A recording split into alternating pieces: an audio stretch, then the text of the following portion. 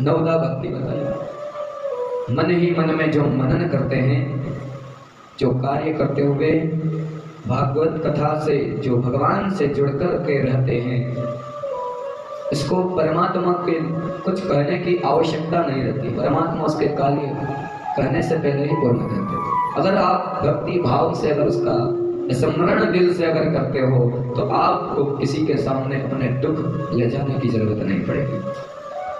और इस परमात्मा से जुड़ने का सबसे बड़ा सुख तो यही है कि कभी दुख आता नहीं, क्योंकि परमात्मा स्वयं आनंद रूपी है, इनका नाम ही आनंद है। तो आनंद रूपी से अगर जुड़कर रहेंगे तो जीवन में भी आनंद बना रहेगा। तो जितना प्रयास हो कि अहोभाग्य होते हैं जो व्यक्ति 7 दिन कथा को श्रवण कर पाता है। अहोभाग्य, अनेक जन्म बीत जाते हैं, 1-2 जन्म नहीं, बहु जन्म समर्जितेन भाग्योदयेन बहु जन्म समर्जितेन सत्संगमं च लभते पुरुषो यदा वे। ये सत्संग जो है, ये जब बहुत जन्म निकल जाए और भाग्य का उदय हो जाए तो ये हमारे कानों से हृदय में उतरती है। कथा तो हर साल आप सुनते हो, परंतु केवल सुनना ही इसका काम नहीं है। ये कथा हर साल हुए, महाराज आए और 7 दिन बड़े धूमधाम से कथा सुनी और अपने घर। कथा बड़े मन लगा करके सुननी चाहिए और इस कथा को जीवन में उतारना चाहिए।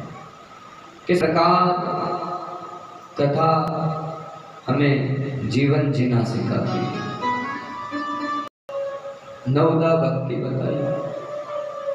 मन ही मन में जो मनन करते हैं, जो कार्य करते हुए भागवत कथा से जो भगवान से जुड़कर के रहते हैं,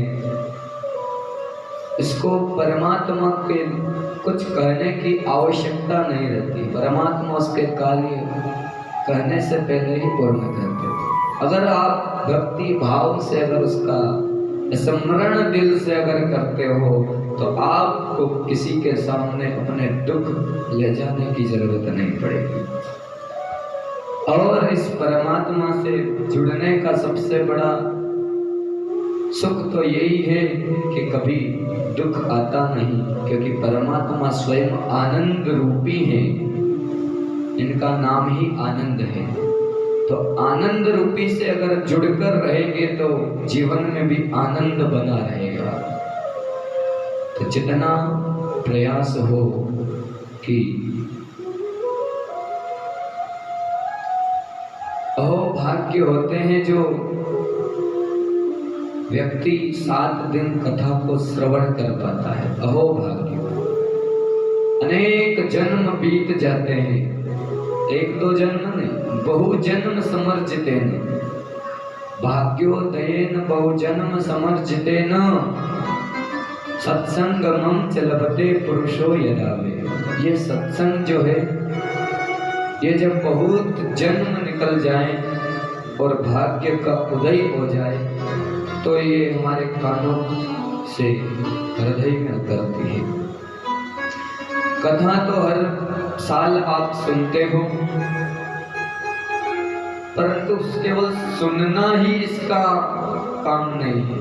ये कथा हर साल हुए, महाराज आए और 7 दिन बड़े धूमधाम से कथा सुनी और अपने घर। कथा बड़े मन लगा करके सुननी चाहिए और इस कथा को जीवन में उतारना चाहिए। किस प्रकार कथा हमें जीवन जीना सिखाती है। अनेक लोग प्रश्न करते हैं कि कथा से क्या होगा,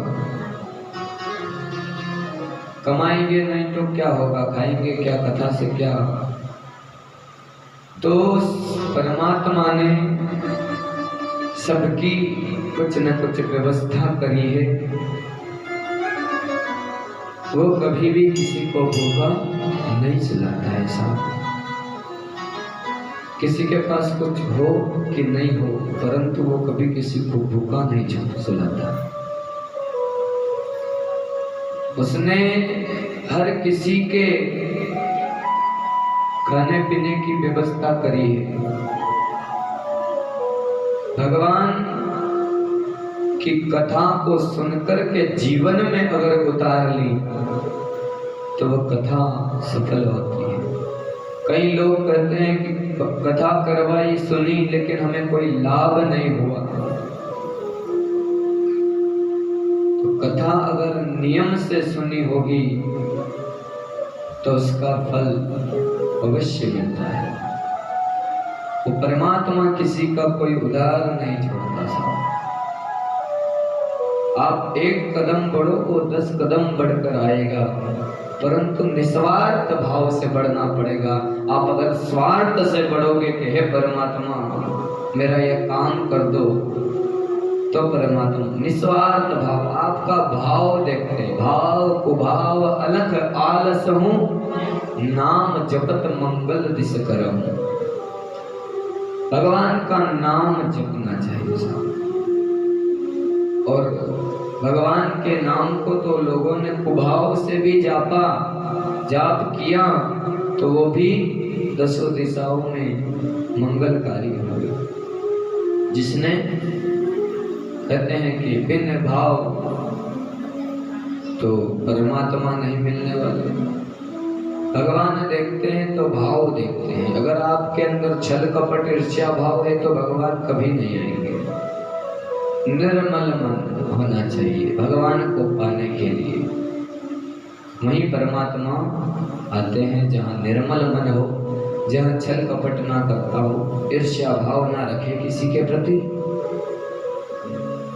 परमात्मा को पाना बड़ा सरल है, लेकिन सरल भाव रखना, सरल का कितना सुंदर अर्थ बताया है महात्माओं ने।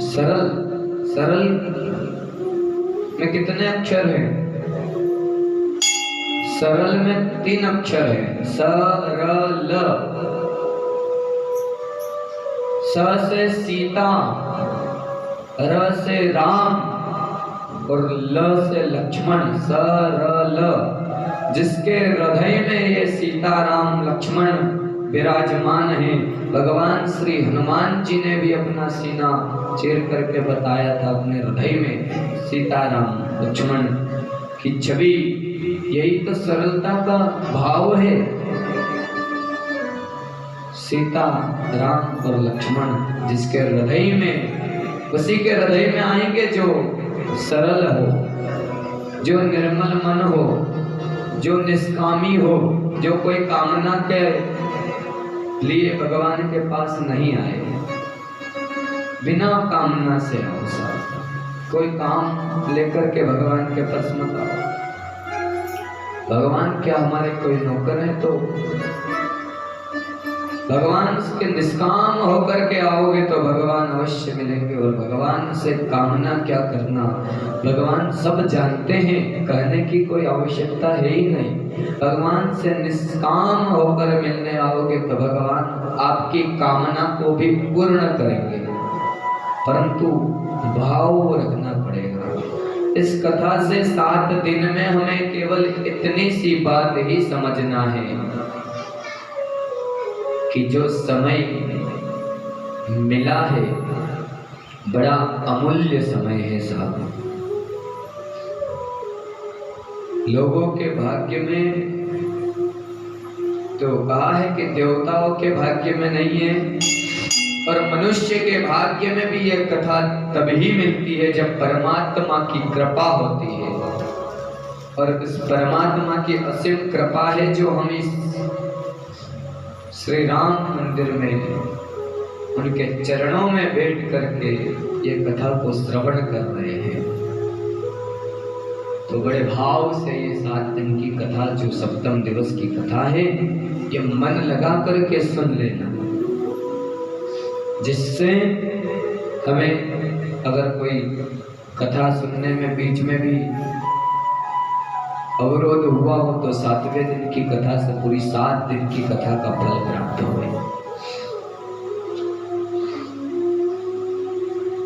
कल की कथा का विश्राम हमारा बड़ा सुंदर रुक्मणी विवाह हुआ, और रुक्मणी विवाह पर हमने कथा को विश्राम किया था। आइए अपने तन और मन को एकाग्र करते हुए, तन को एकाग्र कर और मन को कहीं घूमता हो तो इसी कथा पांडाल में लगाते हुए कुछ क्षण भगवान के नाम का आश्रय लेते हुए हम इस कथा में प्रवेश करेंगे। भाव से सभी भगवान का नाम आश्रय लें। वृंदावन बिहारी लाल की जय। वो जीवन है तेरे हवाले, मुरलिया